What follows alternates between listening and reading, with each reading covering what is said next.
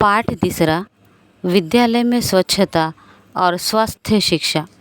बच्चे राष्ट्र का भविष्य होते हैं, इसलिए पढ़ने वाले बच्चों के लिए विद्यालय में स्वच्छ वातावरण होना चाहिए, जिससे वे स्वस्थ रहें। नियमित स्कूल जाएं और बड़े होकर राष्ट्र की प्रगति के ध्वजवाहक बने। अस्वच्छता के कारण कई बार बच्चे संक्रमण का शिकार हो जाते हैं, जिससे उनकी पढ़ाई प्रभावित होती है। बच्चों के सर्वांगीण विकास के लिए विद्यालय में स्वच्छता के साथ साथ स्वास्थ्य शिक्षा पर भी जोर देना ज़रूरी है।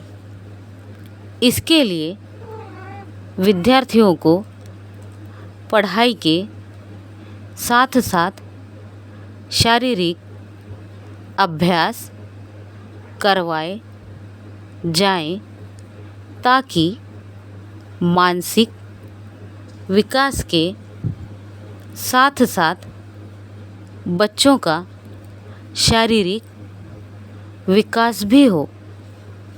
भारत के ग्रामीण क्षेत्रों में स्थापित कई विद्यालयों में खराब साफ सफाई का वातावरण देखने में आता है। कई विद्यालयों में जल आपूर्ति और शौचालय की हालत बहुत खराब होती है। इन विद्यालयों में बुनियादी सुविधाएं होती भी हैं, तो आधी अधूरी या बदरंग होती हैं, जो असुरक्षा का वातावरण बनाती हैं। इस परिस्थिति में विद्यालय असुरक्षित स्थान बन जाते हैं, जहां रोगों का संचरण होता है। इससे कुपोषण का जन्म होता है। प्रसिद्ध शिक्षाशास्त्री हर्बर्ट स्पेंसर ने कहा है, किसी राष्ट्र का स्वास्थ्य उसकी संपदा से ज़्यादा ज़रूरी है। विद्यालय में स्वच्छता शिक्षा का उद्देश्य उन व्यवहारों को बढ़ावा देना है, जिनसे जल व सफाई से संबंधित रोगों की रोकथाम की जा सके। साथ ही बच्चों में स्वास्थ्य संबंधी आदतों का निर्माण किया जा सके, इसलिए सुविधाओं, सही आदतों तथा शिक्षा को एक साथ मिलाने पर वर्तमान और भविष्य में सकारात्मक प्रभाव पड़ सकेगा। विद्यालय में स्वच्छता के लिए बच्चे भी अपनी ओर से बहुत कुछ कर सकते हैं। सबसे पहली बात, कागज़ की कतरनें और खाने पीने की चीज़ें यहाँ वहाँ न फैलाएं। बैठने की जगह साफ करें। इसके लिए घर से बैग में एक कपड़ा रख कर ला सकते हैं। दीवारों पर पेन, पेंसिलों, रंगों आदि से न लिखें। जगह जगह पर थूकें नहीं तथा ज़रूरी शारीरिक क्रियाओं के लिए शौचालय का इस्तेमाल करें। इसके बाद हाथों को साबुन से 20 सेकंड तक रगड़कर धोएं। राष्ट्रीय पाठ्यक्रम की रूपरेखा 2005 में कहा गया है, स्वास्थ्य और शारीरिक शिक्षा को अन्य विषयों के समान दर्जा दिए जाने की ज़रूरत है। इस क्षेत्र में शिक्षक की तैयारी योजनाबद्ध हो और संयुक्त प्रयास किए जाएं। इसके विषय क्षेत्रों जिनमें स्वास्थ्य शिक्षा, शारीरिक शिक्षा और योग आते हैं, को उपयुक्त ढंग से प्राथमिक और माध्यमिक स्तर के शिक्षक प्रशिक्षण पाठ्यक्रमों से जोड़ा जाए। स्कूलों में योग की शिक्षा के लिए उचित पाठ्यक्रम अपनाया जाए।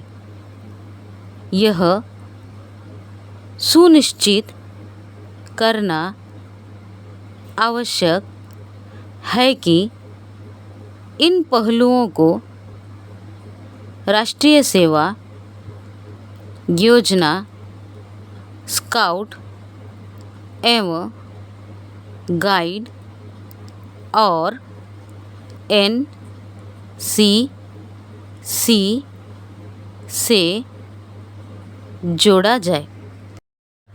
आज भारत में शिक्षा के विभिन्न स्तरों पर स्वास्थ्य शिक्षा, शारीरिक शिक्षा और योग को पाठ्यक्रम में शामिल करके स्वच्छता एवं स्वास्थ्य रक्षण का महत्वपूर्ण कार्य किया जा रहा है।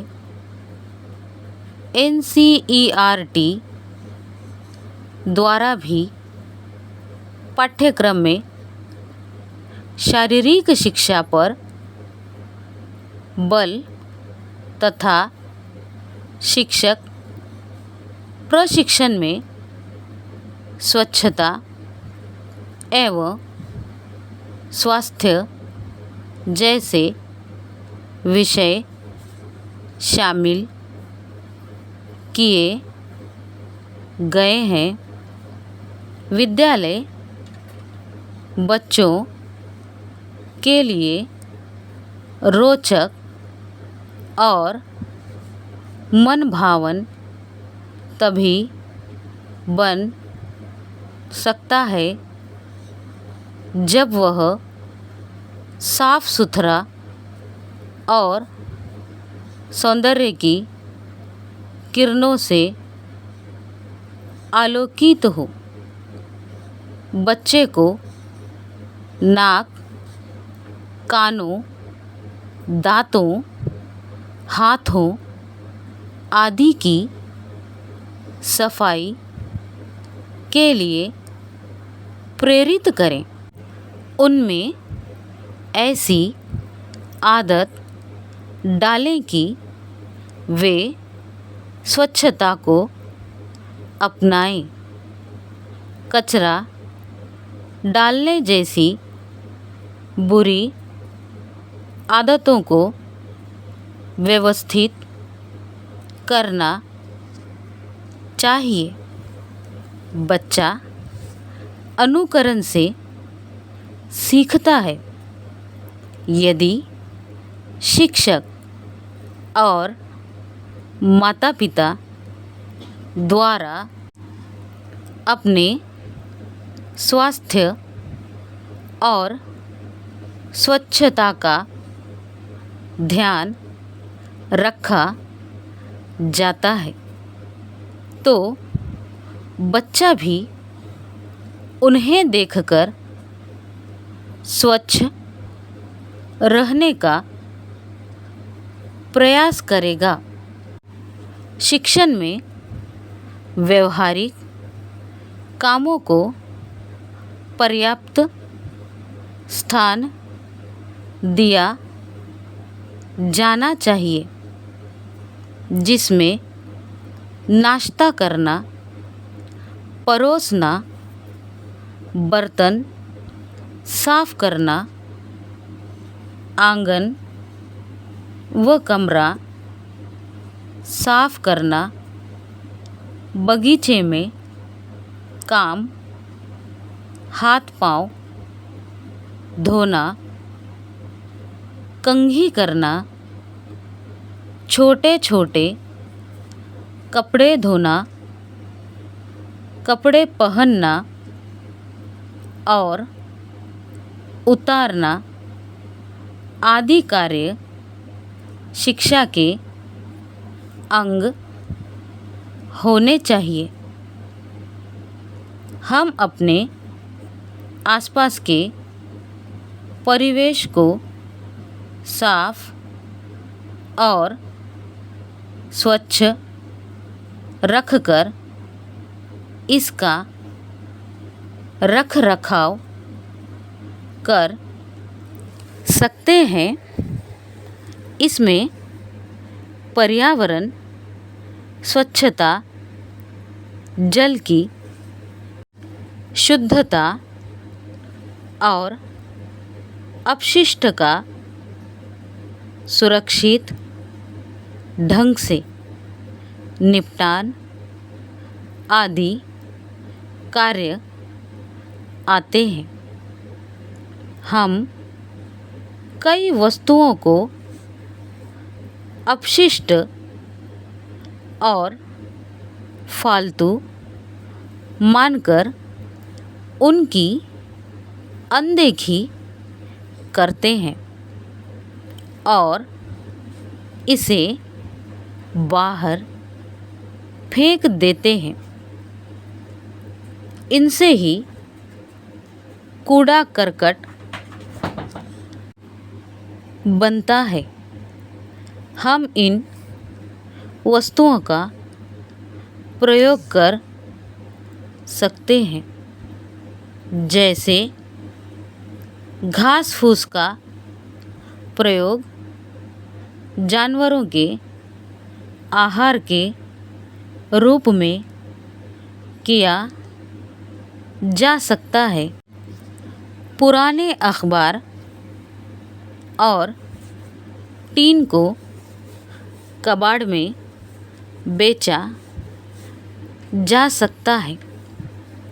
इनसे साज सज्जा और उपयोगी वस्तुएं बनाई जा सकती हैं।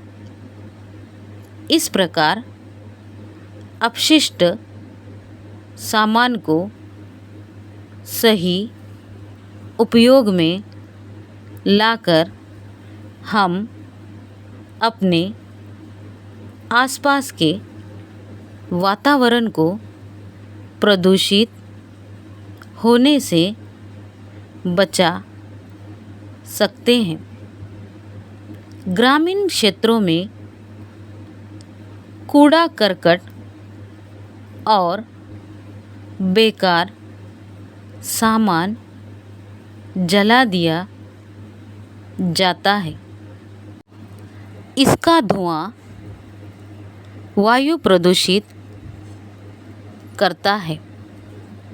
इसलिए कूड़ा निपटाने का यह तरीका सही नहीं माना जाता। ऐसे में कूड़े का उपयोग खाद, ईंधन आदि बनाने या गड्ढेदार ज़मीन को समतल करने के लिए किया जाता है। याद रखने योग्य बातें: कूड़ा करकट को ठीक प्रकार से निपटाने की विधि को स्वच्छता कहा जाता है। सामुदायिक स्वच्छता की देखरेख करना हमारा कर्तव्य है। लोगों को मलमूत्र विसर्जन और गंदे कपड़े धोकर तालाब का पानी दूषित नहीं करना चाहिए। बच्चों को पटाखे फोड़कर वातावरण प्रदूषित नहीं करना चाहिए। शौचालय खुले या खुली नालियों में बहने वाले नहीं होने चाहिए। बेकार वस्तुओं को कबाड़ में बेचना चाहिए या उनसे उपयोगी वस्तुएं बनाई जा सकती हैं। घरेलू कूड़े और पशुओं के गोबर का प्रयोग खाद, ईंधन आदि बनाने या भूमि को समतल करने में होना चाहिए। स्वास्थ्य को सिर्फ किताबी ज्ञान तक सीमित न रखकर उसका व्यावहारिक ज्ञान भी देना चाहिए। स्वास्थ्य शिक्षा की पुस्तक को उतनी ही गंभीरता से पढ़ाया जाए जैसे दूसरे विषय पढ़ाए जाते हैं। विद्यार्थियों को व्यक्तिगत व पारिवारिक स्वास्थ्य रक्षा तथा स्वास्थ्य नियमों की जानकारी दी जाए। बच्चों को संक्रामक रोगों की घातकता तथा उन्हें रोकने के उपायों के प्रति जागरूक किया जाए। बच्चों को स्वास्थ्य रक्षा के सामूहिक उत्तरदायित्व को उठाने की शिक्षा दी जाए। इस प्रकार विद्यालयों में स्वास्थ्य शिक्षा प्राप्त करने वाले बच्चे भविष्य में सामुदायिक स्वास्थ्य संबंधी कार्यों में निपुणता से कार्य कर सकते हैं तथा अपने एवं परिवार के लोगों की स्वास्थ्य रक्षा के लिए उचित उपायों का प्रयोग कर सकते हैं। अनुभव द्वारा यह देखा गया है कि इस प्रकार के विद्यालयों में स्वास्थ्य शिक्षा से संपूर्ण देश की स्वास्थ्य रक्षा में प्रगति हुई है। अतः हम कह सकते हैं कि विद्यालय के अंदर भले ही आकर्षक चित्र अथवा शिक्षण उपकरण कम मात्रा में हो, लेकिन विद्यालय का वातावरण पूर्ण तथा स्वच्छ तथा स्वास्थ्य को प्रेरित करने वाला होना चाहिए। तभी इनमें पढ़कर निकले बच्चे समाज, शहर और देश को स्वच्छ और स्वस्थ रखेंगे। लेखक महेश दत्त शर्मा।